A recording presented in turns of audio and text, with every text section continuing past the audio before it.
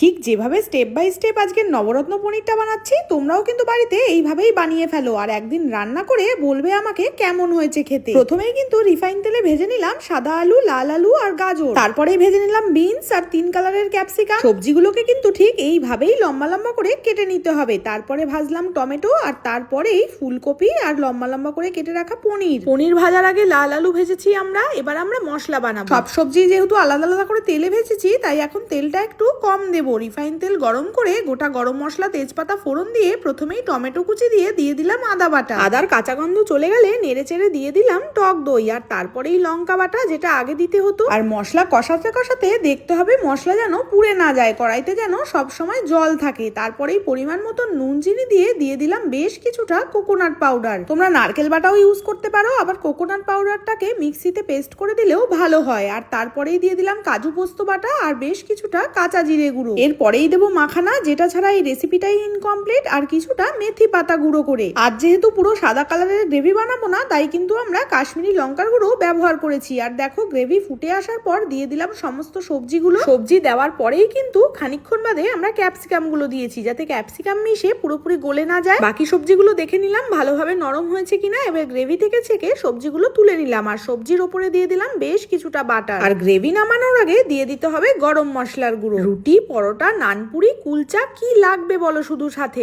দারুণ লাগবে খেতে। রেসিপিটা ভালো লাগলে ফলো করে পাশে থেকো।